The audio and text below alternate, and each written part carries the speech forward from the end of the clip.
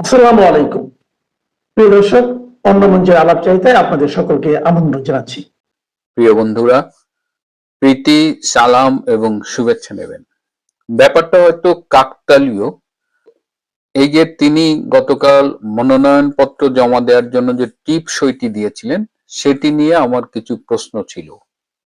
যে অচেতন অবস্থায় তিনি কি টিপ সইটি দিয়েছিলেন, নাকি তিনি তার সচেতন ছিলেন কিনা? বেগম খালেদা জিয়া বাংলাদেশের প্রথম নারী প্রধানমন্ত্রী এবং বিএনপির চেয়ারপারসন। তিনি আজ সকাল ৬টায় ঢাকায় এভার কেয়ার হাসপাতালে মৃত্যুবরণ করেছেন। জাগতিক সব হিসেব নিকেশের ঊর্ধ্বে তিনি। কিন্তু আমি ভাবিনি যে আজকে তার মৃত্যু নিয়ে আমি আপনাদের সামনে কথা বলবো। যে কোনো মৃত্যুই কষ্টের। আমরা যারা ৮০-র দশকে রাজনীতি করেছি, ৮০, ৯০, ০ দশক বা তার পরবর্তী দশক, প্রায় ৪.৫ দশকের এই রাজনৈতিক সময়ের সবচেয়ে গুরুত্বপূর্ণ দুটো যে অধ্যায়, তার একটি শেখ হাসিনা আর একটি বেগম খালেদা জিয়া। আজকে বেগম খালেদা জিয়ার একটি দীর্ঘ রাজনৈতিক অধ্যায়ের সমাপ্তি ঘটল। এই ৪.৫ দশকের রাজনীতি নিয়ে যখন লেখা হবে, সেই ইতিহাসে জ্বলজ্বল করবে বেগম খালেদা জিয়ার নাম। বেগম খালেদা জিয়ার মৃত্যু নিয়ে আজকেও কথা হচ্ছে। বলা হচ্ছে তিনি আগেই মারা গেছেন, আজকে ডিক্লেয়ার করেছেন। আরো আগে বলা হচ্ছিল, ১৬ই ডিসেম্বরের আগে বলা হচ্ছিল যে তাকে ১৬ই ডিসেম্বর ডিক্লেয়ার করা হবে, যাতে বিজয় দিবসকে ম্লান করা যায়। এই যে আলোচনাগুলো, এই অনুমানগুলো, এগুলো আমার কাছে কেন জানি মনে হয় যে এগুলো মানসিক সুস্থতার পরিচায়ক না। ১৬ই ডিসেম্বর যে কেউ মারা যেতেই পারে, কিন্তু একদম প্ল্যান করে একটা লোককে ১৬ই ডিসেম্বর মারা হবে, এই আইডিয়াটা কার মাথা থেকে কিভাবে আসে আমি জানি না। এবং আমি চিকিৎসক হিসেবে এই জায়গাটা একটু কথা বলি। যেহেতু চিকিৎসক, সেহেতু আমার লাগে যখন আপনারা বলেন যে খালেদা জিয়া আগেই মারা গিয়েছিল, তাকে আইসিইউতে রেখে দিচ্ছে, ডিক্লেয়ার করে নাই, এখন ডিক্লেয়ার করছেন। রাজনীতির নানান হিসাব টিসাব দিয়ে বলেন যে এই কারণে তাকে আজকেই ডিক্লেয়ার করেছে, তিনি আগে মারা গেছেন। এটি সত্যি নয়। আমাদের একটা ভ্রান্ত ধারণা আছে যে আমরা বোধহয় ইচ্ছে মতো যতদিন ইচ্ছে একজন মৃত মানুষকে ভেন্টিলেটরে বা আইসিইউতে লাইফ সাপোর্ট দিয়ে রেখে দিতে পারি। এইটা ঠিক না। মৃত মানুষকে লাইফ সাপোর্টে বেশিক্ষণ রাখা যায় না। খালেদা জিয়া আজকে ভোর ৬টায় ঢাকার সময় মারা গেছেন। তিনি আগেও মারা যাননি, তবে হ্যাঁ, গত কয়েকদিন ধরে তার অবস্থাটার অবনতি ঘটছিল এবং প্রায় ১০ দিন আগে তার ট্র্যাকিওস্টমি করা হয়েছিল। ট্র্যাকিওস্টমি করে তিনি যেন আরো কিছুদিন এই সাপোর্টে বেঁচে থাকেন, এই চেষ্টাটা ডাক্তাররা করেছে। বেগম খালেদা জিয়ার জন্য যে মেডিকেল টিমটা করা হয়েছিল ২৪ সদস্যের বা আরো বেশি, এত বড় এবং এত স্পেশালাইজড লোকজন নিয়ে একটা মেডিকেল টিম করা, এটা কিন্তু সারা পৃথিবীতে খুব রেয়ার। বাট ডাক্তার জাহিদ সেই কাজটা করেছেন। জাহিদ ভাই সেইটা তিনি চেষ্টা করেছেন।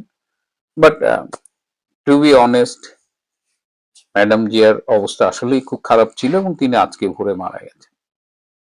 তো এই জায়গাটা আমার দোহাই লাগে, যারা বলেন আগে মারা গেছে, ডিক্লেয়ার করেননি, প্লিজ এই কথাটা বললে না পুরো স্বাস্থ্য ব্যবস্থা, ডাক্তারদের উপর আস্থা, এই জায়গাগুলো ক্ষতিগ্রস্ত হয়। বেগম জিয়া আমাদের সময়ে জাতীয় নেত্রী ছিলেন। তখন শেখ হাসিনা এবং খালেদা জিয়া দুটো রাজনৈতিক ধারার নেতৃত্ব দিতেন। রাজনৈতিক কারণে আমি কখনোই তার অনুসারী ছিলাম না, তার কট্টর সমালোচকও ছিলাম। কিন্তু আজকে যে খালেদা জিয়া মারা গেছেন, তিনি একজন মা। আজকে তারেক রহমান মা হারালেন। আমাদের যাদের মা নেই, আমরা বুঝি যে পৃথিবীতে মা কি, কেমন। মায়ের মৃত্যু পৃথিবীতে যতগুলো শোক আছে তার মধ্যে মনে হয় অন্যতম গভীর শোক। এর চাইতে খুব বেশি গভীরতর শোক আমার জানা নেই। তারেক রহমান আজকে মাতৃহারা হলেন, তার প্রতিও সমবেদনা। বেগম খালেদা জিয়ার একটা বিশাল অনুসারী রয়েছে দেশে, তাদের প্রতিও সমবেদনা। শোক সন্তপ্ত পরিবারের প্রতি সমবেদনা। রাজনৈতিক বিরোধিতা ছিল, এটা অস্বাভাবিক কিছু নয়, তবে কিছু কষ্টও ছিল। যেমন ওনার একাধিক জন্মদিন ছিল, তবে সবচেয়ে নিষ্ঠুর ছিল উনি 15ই আগস্ট হঠাৎ করে জন্মদিন পালন করা শুরু করলেন, যে দিনটি বাঙালির জাতির পিতাকে হত্যা করা হয়েছিল। বাঙালি যে দিনটিতে শোক পালন করে, সেই দিনটিতে জন্মদিনের মতো একটা উৎসব, তাও আবার ভুয়া জন্মদিন, এটি তাকে দিয়ে যারা করিয়েছিলেন তারা তার প্রতি খুব জাস্টিস করেননি, এবং এটি আমাদের ভীষণ কষ্ট দিয়েছে। আমাদের আরো অনেক কষ্ট দিয়েছে 21শে আগস্টের গ্রেনেড হত্যা চেষ্টা, যেখানে সংসদে দাঁড়িয়ে বেগম খালেদা জিয়া বলেছিলেন শেখ হাসিনা ভ্যানিটি ব্যাগে করে নিজেই গ্রেনেড নিয়ে গিয়েছিলেন, অথচ যে হত্যা পরিকল্পনাটা তার ছেলে এবং তার সাথে আরো কয়েকজন মিলে করেছে। এই নিষ্ঠুরতাগুলো মেনে নিতে পারি না। এই যে 17ই নভেম্বর অবৈধ আইসিটির যে একটা অবৈধ রায় দিল, যে রায় শেখ হাসিনার কে মৃত্যুদণ্ড দেওয়া হলো, সেই রায় শুনে তিনি সন্তোষ প্রকাশ করে আলহামদুলিল্লাহ বলেছিলেন। এটি তার কাছে আমরা প্রত্যাশা করিনি। তিনি তো দীর্ঘ গণতান্ত্রিক সংগ্রামের মধ্য দিয়েই বাংলাদেশের নেত্রী হয়েছিলেন, তিনি তো জাতীয় নেত্রী। আমি পছন্দ করি বা না করি, দ্যাট ডাজন্ট ম্যাটার। আজকে খালেদা জিয়া যখন অসুস্থ হলেন 23শে নভেম্বর, শেখ হাসিনা কিন্তু বিবৃতি দিয়ে তার আরোগ্য কামনা করেছে। ইভেন আজকে যে বেগম খালেদা জিয়া মারা গিয়েছেন, শেখ হাসিনা একটি বিবৃতি দিয়েছেন, এবং সেই বিবৃতির ভাষাটি একটু পড়ে দেখবেন। বাংলাদেশের প্রথম নারী প্রধানমন্ত্রী, গণতন্ত্রের নেত্রী, দীর্ঘদিনের গণতন্ত্রের নেত্রী, এবং আমরা তো দেখেছি তাদের ব্যক্তিগত সম্পর্ক তো খুব ভালো ছিল। বঙ্গবন্ধুর 32 নম্বরে জিয়া গিয়েছেন, বেগম খালেদা জিয়াকে নিয়ে গিয়েছেন। পরবর্তীতে দুই নেত্রী যখন জাতীয় নেত্রী, তখন তাদের মিটিং হয়েছে, মহাখালীর বাসায় খালেদা জিয়া গিয়েছেন, তারেকের বিয়েতে শেখ হাসিনা গিয়েছেন। তাদের তো একটা সম্পর্ক ছিল। কিন্তু ওই যে 2004 সালের 21শে আগস্ট আমাদের রাজনীতিতে একটা এত বিভাজন টেনে দিয়েছিল, এত ক্ষত বিক্ষত করেছিল ইন্টার পার্টি রিলেশনশিপ। তারপরেও আজকে মৃত্যুর দিনে তার জন্য দোয়া করি। আজকে সৃষ্টিকর্তা মহান আল্লাহ তাআলা তাকে যেন বেহেশতে নসিব করেন, সেটিও করি। আজকে দেখলাম একজন উপদেষ্টা, আইন উপদেষ্টা আসিফ নজরুল, তিনি আবার বলেছেন যে আওয়ামী লীগের কারণে নাকি খালেদা জিয়ার মৃত্যু হয়েছে। মানে এই যে খালেদা জিয়া দীর্ঘ ক্রনিক ইলনেস গুলোতে ভুগছিলেন, এর জন্য আওয়ামী লীগকে দোষারোপ করেছে। আজকে আমি আপনাদের সামনে একটা ঘটনা বলি, এটি আপনাদের জানার কথা না। তখন করোনার কাল, খালেদা জিয়া বঙ্গবন্ধু মেডিকেল ইউনিভার্সিটিতে ভর্তি, তিনি তখন বন্দী, আদালতে শাস্তি পেয়ে তিনি তখন বঙ্গবন্ধু মেডিকেল ইউনিভার্সিটির একটা কেবিনে থাকেন। সেই সময় করোনার সময় বঙ্গবন্ধু মেডিকেল ইউনিভার্সিটি ভিসি ছিলেন প্রফেসর কনককান্তি বড়ুয়া। তো আমি তো করোনার সময় খুব অ্যাক্টিভ ছিলাম, আপনারা যদি মনে করতে পারেন। তো কনককান্তি বড়ুয়া দার সাথে আমার কথা হচ্ছে, তো দাদা আমাকে বলতেছে যে মিল্টন, করোনা তখন কেবল আসছে, এখন ম্যাডাম খালেদা জিয়া তো এখানে আছে, যদি ম্যাডামের করোনা হয়ে যায়, কারণ হাসপাতাল তো খুব সেন্সিটিভ জায়গা, তাহলে তো সরকারের জন্য খুব বিব্রতকর হবে। এবং তিনি সরকারকে জানালেন যে ম্যাডাম খালেদা জিয়াকে হাসপাতাল থেকে কোনো নিরাপদ জায়গায় নিয়ে যাওয়া হোক, এবং তারপরেই কিন্তু তাকে গুলশানে ফিরোজায় ট্রান্সফার করা হয়। এবং আমি সব সময় দেখেছি সরকারের পক্ষ থেকে একটা কঠোর নির্দেশনা ছিল যে বেগম খালেদা জিয়ার হেলথের বিষয়ে যেন কারো গাফিলতি না থাকে। কারাবন্দী হয়ে তিনি এভার কেয়ারে কিন্তু ট্রিটমেন্ট নিয়েছেন, তার চিকিৎসার জন্য বিদেশ থেকে ডাক্তার এনে প্রসিজার করেছেন। অথচ শুধু আসিফ নজরুল নয়, এরকম অনেকেই আছেন খুব দায়িত্বহীনতার সাথে বলে ফেলেন। আমি আরো একটা কথা বলি, শেষ করব। খালেদা জিয়ার মৃত্যুতে আমার আরো একটা কষ্ট আছে, এটা আমি আগেও বলেছি এবং স্বীকার করছি, জন্ম মৃত্যু সবকিছু সৃষ্টিকর্তা আল্লাহর হাতে। তারপরেও বলি যে আমরা সতর্ক থেকে অনেক কিছু প্রিভেন্ট করতে পারি, এই প্রিভেনশনের ক্যাপাসিটিটা আমাদের আছে। 21শে নভেম্বর জাতীয় সশস্ত্র বাহিনী দিবসে যেভাবে ম্যাডাম খালেদা জিয়াকে নিয়ে পাবলিকলি ইন্টারাকশন করার সুযোগ দেওয়া হলো, তার সাথে কত মানুষ কথা বলল, অথচ তিনি কিন্তু তখন শারীরিকভাবে যথেষ্ট মানে কন্ট্রোল করে চলেন, তার রোগ প্রতিরোধ ক্ষমতা অনেক কম। এত কিছু জানার পরে ওনাকে এরকম একটা পাবলিক প্লেসে নিয়ে সবার সাথে কথা বলা, হেসে হেসে ছবি তোলা, কারো একজনের কাছ থেকে তিনি একটা ইনফেকশন পেয়েছেন বলে আমার ধারণা। এবং পরবর্তীতে তার ফুসফুসে ফাঙ্গাস ইনফেকশন হয়েছিল, যেটা এই বয়সে হলে আর মানে রোগীরা খুব কমই বাঁচে। Asif Nazrul, you should consult with doctors. এবং এই যে 21শে নভেম্বর থেকে পরবর্তীতে সংক্রমিত হলেন, তারপরে হাসপাতালে গেলেন, তারপরে ক্রমাগত তিনি অসুস্থ হলেন, তার অবস্থা আরো খারাপ হলো।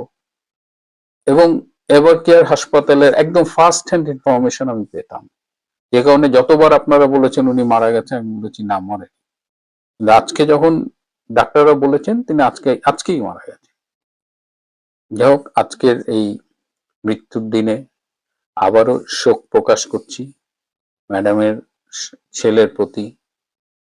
ম্যাডামের ছেলের বউ ডাক্তার জুবায়েদা আমার ঢাকা মেডিকেল কলেজে 1 বছরের জুনিয়র ছিলেন, খুব লক্ষ্মী একটা মেয়ে ছিলেন, এবং ব্যক্তিগতভাবে কিছু ঋণও আছে।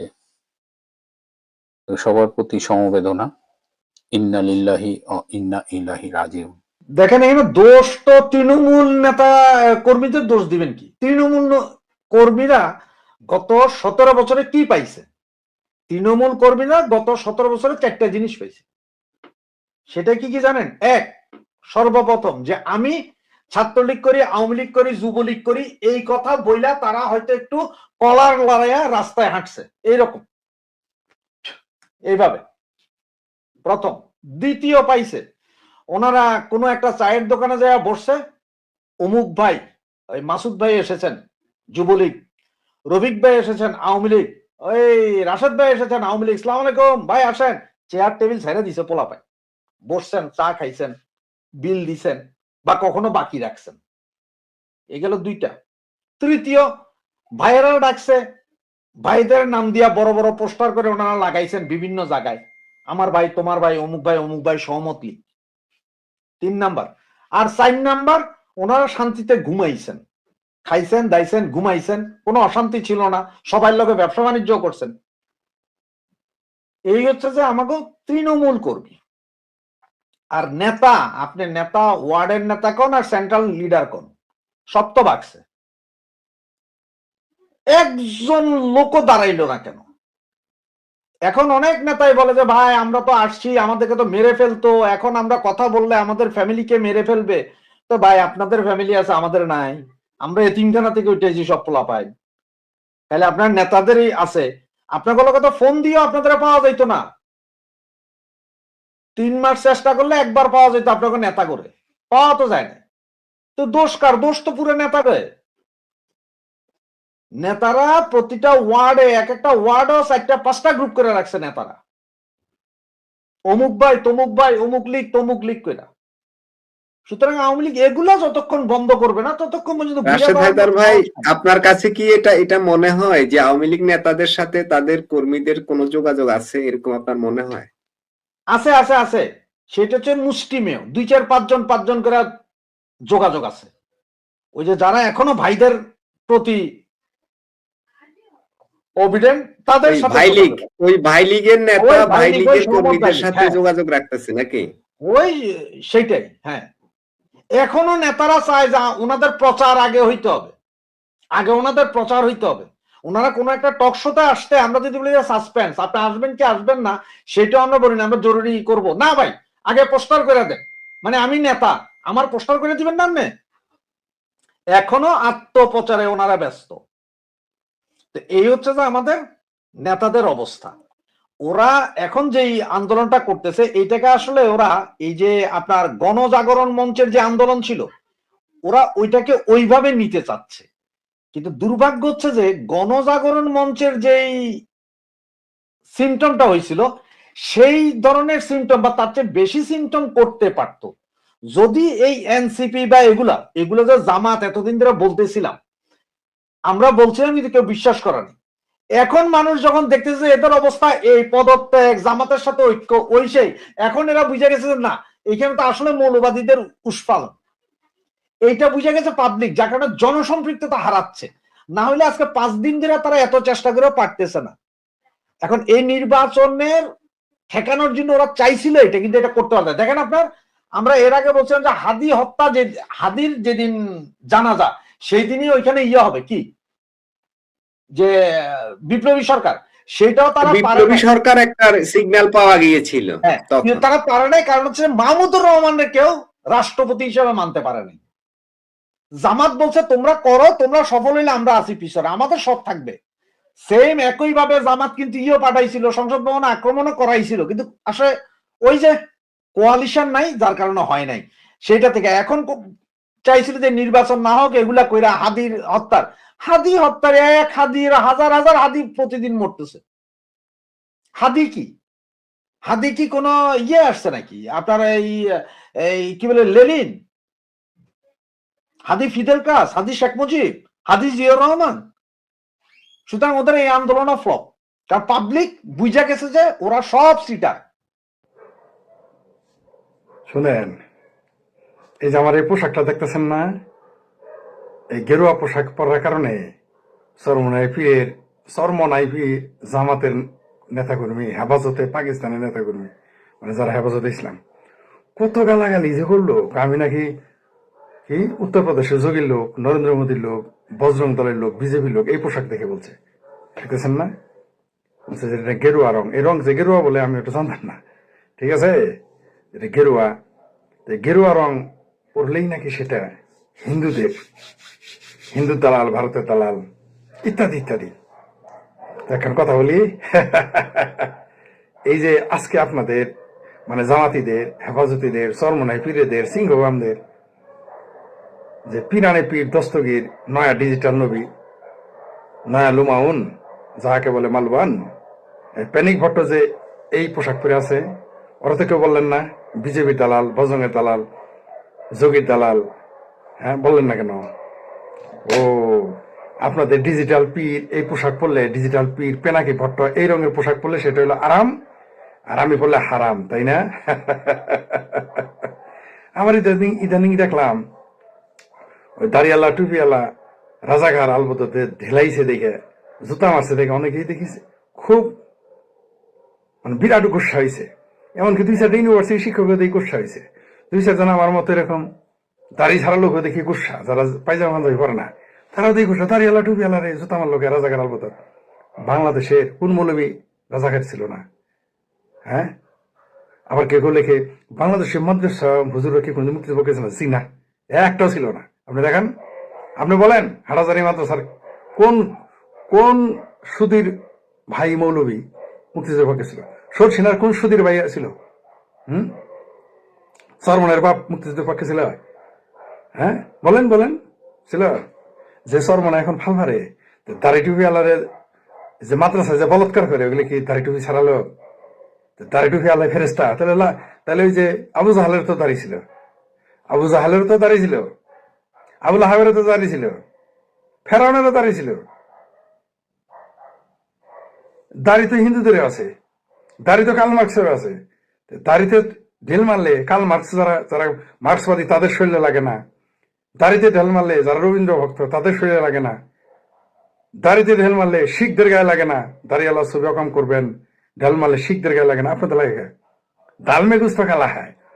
টুপি তো ইসলামে নাই। আপনি দেখেন তো সৌদি আরবের করে লোকের মাথায় টুপি দেখেন, পাগড়ি ছাড়া টুপি দেখছেন? আফগানিস্তানের কয়েকজন টুপি পরা দেখেন। আচ্ছা, দাড়ি টুপি আল্লাহ হইলে আপনি কিছু বলা যাবে না। দাড়ি টুপি আল্লাহরা তো বলৎকার করে, তাই আপনার জ্বর ছবি জন দিয়ে জুতা মারবেন, দাড়ি টুপি থাকবে না? যে মাদ্রাসার ইমাম বলৎকার করে, ওর দাড়ি টুপি নাই, আর কি দাড়ি টুপি চাইছে তারপরে জুতা মারতে হবে? মানেটা কি? এগুলো বদমাইশি বাদ দেন।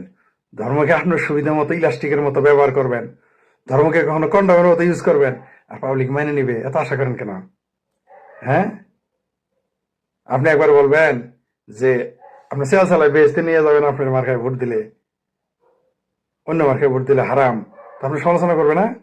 আপনি দাড়ি টুপি রাইখা আকাম করবেন, কুকাম করবেন, রাজনীতি করবেন, সমালোচনা করবো না? আপনি দাড়ি টুপি, নিজামের দাড়ি টুপি ছিল না, সাইদির দাড়ি টুপি ছিল না, গোলাম আজমের দাড়ি টুপি ছিল না, মির্জা আব্বাসের দাড়ি টুপি ছিল না?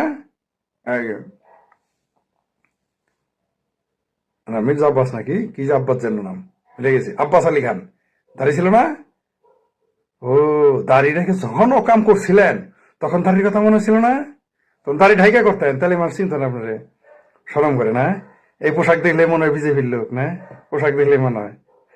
তা আপনার প্যানিক ভট্ট যে এখন এটা করে দেখলাম এরকম এরকম করতেছে, প্যানিক ভট্ট 3 ইঞ্চির ল্যাংটা ছিল মানে এরকম করতেছে।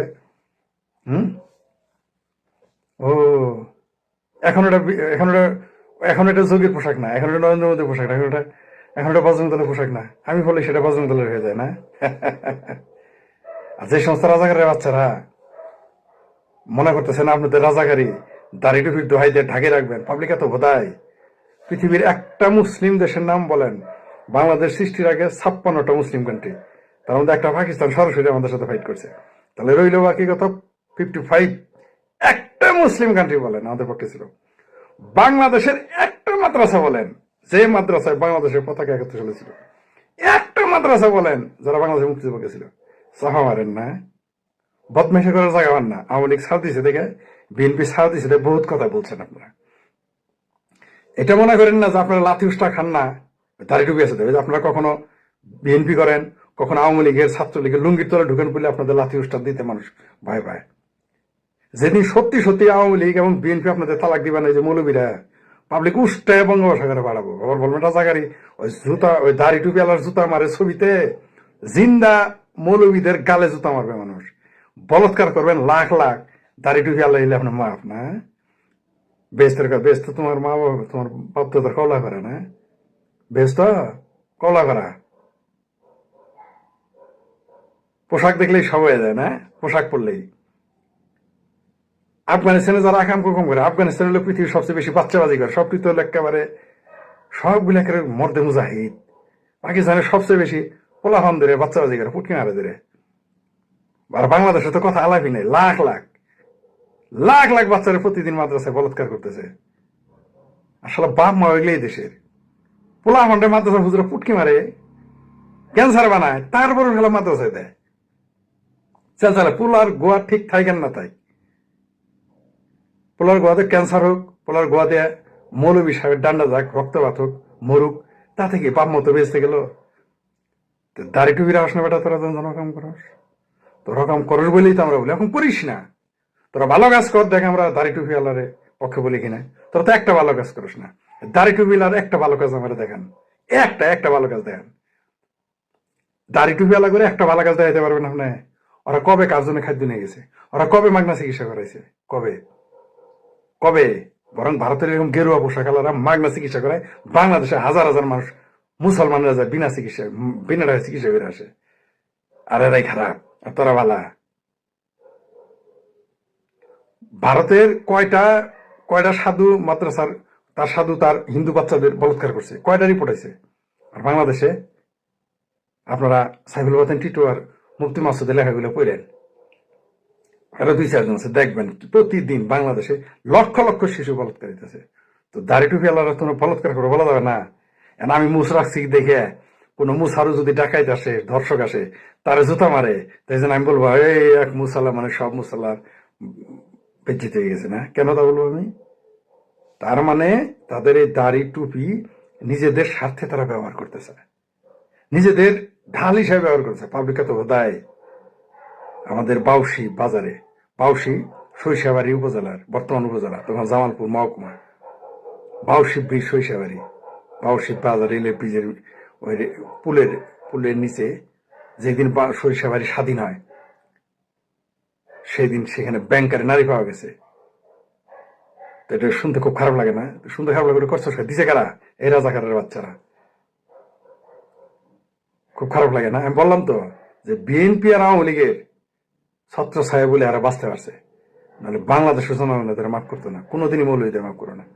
বাংলাদেশ আমি বললাম তো আবারও যে পোশাক দিয়ে সবকিছু যায় আসে না, পোশাক দিয়ে যায় আসে না, পোশাক দিয়ে মানুষের চরিত্র নির্ভর হয় না। তো মাদ্রাসা বলৎকার করে কারা? তো বলৎকার যারা করবে, যারা 71 আকাম কম করছে, দাড়ি টুপি, তাহলে জুতা তো মানুষ মারবেই। খালি জুতা ছবিতে আর কয়দিন অপেক্ষা করেন, আরো কিছুতে জুতা মারবে। শুধু তাই না, মানুষ জানে এই যে কয়দিন আগে মাদ্রাসায় বোমা মারলো, আওয়ামী লীগের আমলেই তো বললেই তো বলতেন এটা নাটক নাটক নাটক। ইউনুসের আমল না বোম মারে, আর কয়ে যে মাদ্রাসায় জঙ্গি নাই, জঙ্গি বাড়াইছে কিনা।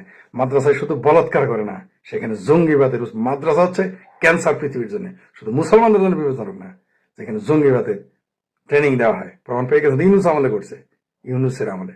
এটা আওয়ামী লীগের আমলে ঘটলেই সব মৌলবীরা বলতো নাটক সাজাইছে হ্যান ত্যান দেখানোর জন্য। তা তো 2-1 লেগে গেছে, এটা নাকি ভারতের ষড়যন্ত্র। মুসলমানদের নানান আলোচনা সমালোচনা বিভিন্ন কিছুর পরেও তার বড় ছেলে তারেক রহমান তিনি দেশে আসতে পেরেছেন। এই শোক কতটা গভীর, কতটা ছেয়ে গেছে সব জায়গায়, অন্যতম কিছু উদাহরণ আপনাদেরকে দেই। ভারতের প্রধানমন্ত্রী নরেন্দ্র মোদী এবং খালেদা জিয়া তার ভারত বিরোধী অবস্থানে অনড় ছিলেন। এখনকার মতো না, এখনকার এই ডক্টর ইউনূস সরকার যেরকম শুধু রাজনৈতিক বিরোধিতা বা পাকিস্তানের শেল্টারে অথবা সেটা হচ্ছে যে তুরস্কের শেল্টারে ভারতের বিরোধিতা করে, সেরকম না। বেগম জিয়া বাংলাদেশের স্বার্থে, দেশের স্বার্থে তিনি ভারত বিরোধী অবস্থান বজায় রেখেছিলেন। সেই ভারতের প্রধানমন্ত্রী নরেন্দ্র মোদী শোক জানিয়েছেন বেগম খালেদা জিয়ার মৃত্যুতে। এবং বেগম খালেদা জিয়ার জীবনে বাংলাদেশের আপামর মানুষ জানে সবচেয়ে বড় শত্রু বা প্রতিপক্ষ হয়, সেটা হলেন আওয়ামী লীগ সভাপতি সাবেক প্রধানমন্ত্রী শেখ হাসিনা। সেই শেখ হাসিনা তিনি নিজে বেগম খালেদা জিয়ার মৃত্যুতে শোকাহত, তিনি তার শোক প্রকাশ করেছেন। আওয়ামী লীগের যে ফেসবুক পেজ আছে সেই পেজে, সেই ভেরিফাইড পেজে শেখ হাসিনার শোকের খবর জানানো হয়েছে যে আওয়ামী লীগ সভাপতি শেখ হাসিনা শোকাহত বেগম খালেদা জিয়ার মৃত্যুতে। শুধু শেখ হাসিনা নয়, শেখ হাসিনার পুত্র সজীব ওয়াজেদ জয়, তার রিয়েকশন আমরা সোশ্যাল মিডিয়ায় দেখেছি। তিনিও বলেছেন যে বাংলাদেশ স্থিতিশীলতা ফিরিয়ে যে প্রক্রিয়া, সেই প্রক্রিয়ায় বেগম খালেদা জিয়ার চলে যাওয়া একটা ধাক্কা। এটা খুবই গভীর একটি কথা যে এখন বাংলাদেশি মানুষের চোখের সামনে আর কোনো বিকল্প ছিল না। এই বেগম খালেদা জিয়া, তারেক রহমান তাদের হাত ধরে যে অতই গভীরে পড়ে যাওয়া বাংলাদেশ, সেই বাংলাদেশকে অন্তত উঠে দাঁড়ানোর জন্য রাজনৈতিক প্রতিপক্ষ, রাজনৈতিক বিরোধিতা হতেই থাকবে, কিন্তু সেইটুকু হওয়ার ফিল্ড তৈরির জন্য হলেও বেগম খালেদা জিয়া এবং তারেক রহমানের এই দেশের হাল ধরা জরুরি ছিল। সেটি তারা ধরেছেন। আমি নির্বাচন দিয়ে সরকার গঠন করে ধরা বলবো না, মানে দেশ গার্জিয়ানহীন হয়ে পড়েছিল, সেই গার্জিয়ানহীনতার জায়গায় ন্যূনতম হলেও একটা শূন্যতা পূরণের সুযোগ তৈরি হয়েছে। এবার যদি বলি শেখ হাসিনা এবং সজীব ওয়াজেদ জয় নয়, শুধু সারা বাংলাদেশে যারা খালেদা জিয়ার বিচার চায়, খালেদা জিয়ার ফাঁসি চায়, খালেদা জিয়ার ক্ষতি চেয়েছে, আওয়ামী লীগ সরকারের সময় বেগম খালেদা জিয়াকে জেলে রাখা হয়েছে, জেল জীবনকে তার কোনো কিছু ব্যাখ্যা করা লাগে না, তিনি একরকম এতিমের মতো থেকেছেন, আপন সন্তানদের কাছে যেতে পারেন নাই। সেই আওয়ামী লীগের সারা দেশের আপামর নেতাকর্মীরা সোশ্যাল মিডিয়ায় চোখ খুললেই দেখবেন আওয়ামী লীগের পরিচিত মুখ, মফস্বল এলাকায়, জেলা সদরে, মানে উপজেলা সদরে, জেলা সদরে, ইভেন আওয়ামী লীগের কেন্দ্রীয় অনেক নেতৃবৃন্দ, তারা সোশ্যাল মিডিয়ার মাধ্যমে বেগম খালেদা জিয়ার এই চলে যাওয়া নিয়ে শোক প্রকাশ করছেন। এবং এটা বাংলাদেশে একটা নতুন দৃষ্টান্ত, মানে মৃত্যু যে কিভাবে মানে অনেক কিছুকে ভুলিয়ে দিতে পারে, যে মৃত্যুর সঙ্গে কোনো হিসাব নিকাশ কাজ করে না, কোনো কিছু তুলনা নাই। সেটাই বেগম খালেদা জিয়া চলে যাওয়ার মাধ্যমে এবং আওয়ামী লীগের নেতা কর্মীদের শোক প্রকাশের মাধ্যমে আমরা খুব স্পষ্টভাবে বুঝতে পারছি বা দেখতে পাচ্ছি। এই এই সহমর্মিতা, এই সহানুভূতিটা যদি জীবন দশায় থাকে, আওয়ামী লীগের ভবিষ্যতে যারা আওয়ামী লীগ পলিটিক্স করবে, বিএনপি পলিটিক্স করবে, তাদের মধ্যে যদি জীবনে বেঁচে থাকতে এই সহমর্মিতা, সহনশীলতা থেকে থাকে, তাহলে সেটাই অনেক কিছু হতো। আমার খুব আফসোস থেকে যাবে। আমি সবসময় দেখবেন অনেক আলোচনায় বলেছি যে বেগম খালেদা জিয়া এবং শেখ হাসিনার ঐক্য সেই 90 স্বৈরাচার বিরোধী আন্দোলনে, সেই সময়ই তাদের শুধু একসঙ্গে থাকার ছবি আছে, আর সেনাকুঞ্জের দু একটা প্রোগ্রামের ছবি আছে। সেই ছবি যদি স্থায়ী হতো, এখন একজন চলে গেছেন, আর সেই আফসোস আমার সারা জীবনই থেকে যাবে যে এই দুইজনকে জাতীয়ভাবে, জাতীয় কোনো ইস্যুতে একসাথে পাওয়া যায়নি। যাক, আওয়ামী লীগের মানুষজনের অন্তত ইন্ডিভিজুয়ালি তারা যে বেগম খালেদা জিয়ার জন্য শোক প্রকাশ করছেন, এটা নিশ্চয়ই খুব সিগনিফিক্যান্ট। ধরে নিলাম যে এর ভেতরে কোনো অন্য পলিটিক্স কিছু থাকতে পারে, অন্য পলিটিক্স কিছু না কিছু থাকতে পারে, কারণ পলিটিক্যাল লোকজন পলিটিক্যাল একটা চিন্তা ভাবনা থাকতেও পারে, কিন্তু তারপরেও এটা একটা বিরল দৃষ্টান্ত। ভালো থাকবেন, সুস্থ থাকবেন। আপনাদের সাথে আমি আতিক রহমান।